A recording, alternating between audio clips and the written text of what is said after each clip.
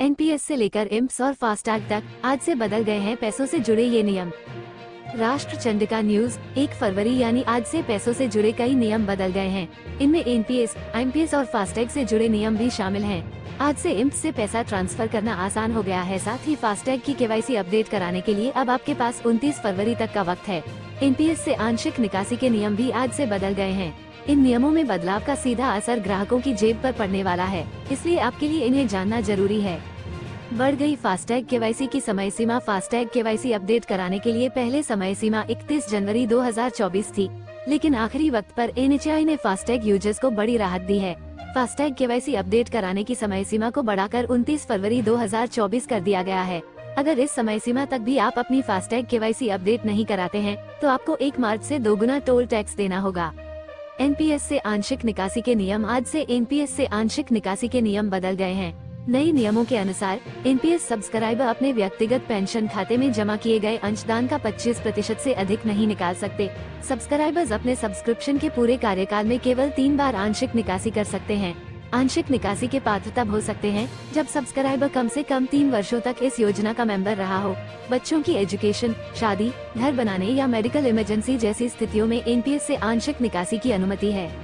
नए नियमों के तहत इन परिस्थितियों में आंशिक निकासी के लिए आवेदन कर सकते हैं।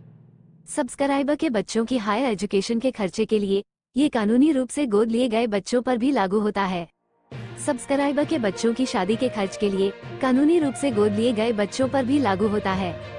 सब्सक्राइबर के नाम पर या संयुक्त रूप से स्वामित्व वाला घर या फ्लैट खरीदने या बनाने की स्थिति में cancer, kidney failure, multiple sclerosis, major organ transplant, coronary artery bypass graft और ऐसी दूसरी बीमारियों के इलाज के खर्च के लिए, विकलांगता या अक्षमता के चलते आया चिकित्सा और आकस्मिक खर्च, स्किल डेवलपमेंट या रीस्किलिंग के लिए खर्च, ग्राहक द्वारा अपना वेंचर या कोई स्टार्टअप स्थापित करने के लिए। आंशिक निकासी के दूसरे नियम। सब्सक्राइबर को एनपीएस में शामिल होने की तारीख से न्यूनतम 3 वर्ष की सदस्यता पूरी करनी चाहिए। आंशिक निकासी राशि ग्राहक के कुल अंशदान के 1/4 25% से अधिक नहीं होनी चाहिए। बाद की आंशिक निकासी के लिए केवल पिछली आंशिक निकासी की तारीख से ग्राहक द्वारा किए गए इंक्रीमेंटल कंट्रीब्यूशन की अनुमति होगी। इम्स से पैसा ट्रांसफर करना हुआ आसान। आज से आईएमपीएस के जरिए पैसा ट्रांसफर करना आसान हो गया है। एनपीसीआई के नए नियमों के अनुसार आईएमपीएस से पैसा ट्रांसफर करने के लिए अब बेनिफिशियरी और आईएफएससी कोड की जरूरत नहीं होगी। आज से पैसा पाने वाले व्यक्ति का मोबाइल नंबर और बैंक अकाउंट में नाम दर्ज कर आसानी से पैसा ट्रांसफर किया जा सकता है। Punjab and Sind Bank special FD. Punjab and Sind Bank की 444 दिनों की स्पेशल एफडी में निवेश करने की आखिरी तारीख 31 जनवरी थी। इस एफडी पर 7.40% का ब्याज दिया जा रहा है। अब आज से आप इस एफडी में निवेश नहीं कर सकते हैं। एसबीआई होम लोन पर छूट। एसबीआई द्वारा होम लोन पर दिया जा रहा स्पेशल ऑफर 31 जनवरी को समाप्त हो गया है। अब आपको यह ऑफर नहीं मिलेगा।